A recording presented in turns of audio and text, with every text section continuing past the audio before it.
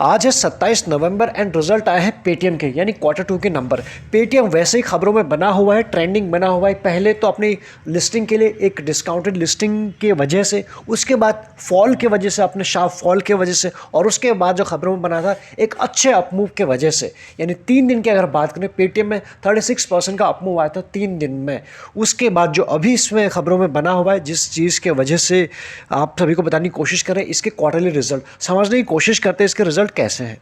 Result की अगर हम बात करें, रिजल्ट को 2 पार्ट में हम समझने की कोशिश करेंगे। एक जो आपके सामने दिखाई पड़ रहा और ये है सेक्टर वाइज या फिर सेगमेंट वाइज। दूसरे जो हम बात करेंगे ओवरऑल, हमें यानी ओवरऑल किस तरह से चीज़ है ये पिक्चर दिखाई पड़ रही है। तो सबसे पहले इसको आप समझ लीजिए, बिल्कुल भी कंफ्यूज नहीं होना है।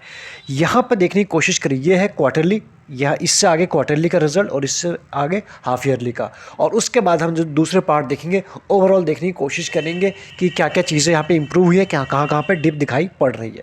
तो ऐसे में सबसे पहले आप फोकस कीजिए, ये जो आपको दिखाई पड़ रहा है सितंबर 20 और ये सितंबर 21, यानी वाई बेसिस पे जो भी चीज़ चेंज हुई है वो आपको यहाँ दिखाई पड़ेगा। सेम चीज़ की अगर हम बात करें, ये है जून का, यानी पिछले क्वार्टर का 21 का, और ये इस क्वार्टर का। तो जो भी चीज़ें इन दोनों इस क्वार्टर टू क्वार्टर में चेंज हो रहेगा उसका रिजल्ट आपको दिखाई पड़ेगा यहाँ। तो कंफ्यूज बिल्कुल नहीं होना है, आपको फोकस रखना है वाई पे एंड क्वार्टरली बेसिस पर।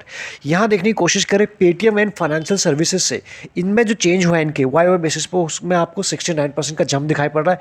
यही चीज़ क्वार्टरली बेसिस पर भी बढ़ी हुई दिखाई पड़ रही है, ये आपने यहाँ पर देख लिया। दूसरा अगर हम बात करें, जो इनका दूसरा सेगमेंट है ये पेमेंट सर्विस टू कंज्यूमर्स, तो यहाँ पे आप देख सकते हो उसमें भी वाई बेसिस पे जंप है एंड क्वार्टरली बेसिस पर भी जंप दिखाई पड़े। इसी तरह आप देख सकते हो पेमेंट सर्विस टू मर्चेंट और पेमेंट सर्विस का, उसमें भी आप 64% एंड 20% क्वार्टरली बेसिस पे जंप दिखाई पड़ रहा है। ईयरली पे भी जंप है, क्वार्टरली पे भी जंप है। तो इस तरह से आप इन चीज़ों को ईजिली ये यहाँ पे देख सकते हो, समझ सकते हो। तो यहाँ पे हमारे लिए इन सब चीज़ों को पढ़ने के बाद हमारे लिए इंपॉर्टेंट क्या रहता है, रेवेन्यू फ्रॉम द ऑपरेशन की अगर हम बात करें इसमें, तो यहाँ पर आपको वाई बेसिस पर 64% की जंप दिखाई पड़ रही है, जो एक अच्छी बात है किसी भी कंपनी के लिए। एक चीज़ यही चीज़, यानी revenue from the operation quarterly basis पर, उसमें भी हमें 22% का जंप दिखाई पड़ रहा है। 2 चीज़ तो काफ़ी अच्छी हुई है एज ऑफ नाउ। तो ऑपरेटिंग प्रॉफिट में तो हमने अच्छा खासा जंप देखा है। अब आप यहाँ देखिए क्लियर पिक्चर, आप इस चीज़ को ज़रा फोकस कीजिए। सबसे पहले किसी भी कंपनी के लिए इसका इंपॉर्टेंट होता है उसका क्या चीज़, इनकम आती है 2 सोर्सेज से, एक होती है और रेवेन्यू फ्रॉम द ऑपरेशन, उसमें अच्छा काम हुआ है, एंड अदर इनकम। उन सब के बाद अगर हम देखने की कोशिश करें, आप यहाँ देखिए इस चीज़ को, ये क्या है, ये है सितंबर 2020 का, यानी पिछले साल का, ठीक हो गया। और यह है सितंबर 30 2021 का, यानी इस साल का। ये चीज़ हो गई वाई बेसिस पर। और इस चीज़ की अगर हम बात करें जून यानी पिछले क्वार्टर, और ये चीज़ हो गई क्वार्टरली बेसिस पर। सिंपल इतना रखना है। तो इसी तरह से आप समझने की कोशिश कीजिए, यानी पिछले साल ये था पिछले साल का, उसके बाद जून क्वार्टर का, और अभी इस क्वार्टर, इस तरह से ये है असेंडिंग ऑर्डर कुछ इस तरह से बनता हुआ दिखाई पड़ रहा है।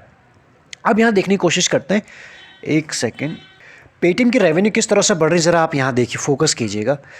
पिछले साल ये थी रफली बात में 7,581 के आसपास। नेक्स्ट क्वार्टर में हुआ है जून क्वार्टर में, ये गया था 9,000 प्लस, ये इंक्रीज़ हुआ था, ठीक है।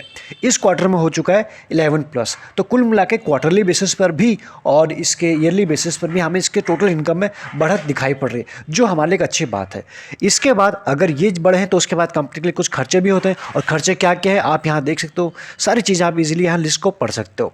इसमें इनके मार्केटिंग भी आता है और बाकी भी प्रमोशनल सारी चीज़ें आती हैं। उन सब के बाद ये खर्चे की बात करें, पिछले साल था 11,000 प्लस, उसके बाद नेक्स्ट क्वार्टर में हुआ यानी जून क्वार्टर में 13 प्लस, खर्चे भी बढ़े हैं। और इस क्वार्टर में बात करें, ये सितंबर क्वार्टर के एंड में 15,000 प्लस, रफली बात करें 16,000 के आसपास। तो खर्चे भी बढ़े हुए हैं, तो इनकम भी बढ़ी है, खर्चे भी बढ़े हैं। अब हम देखते हैं टैक्स लगने के बाद सब कुछ आगे क्या दिखाई पड़ रहा है।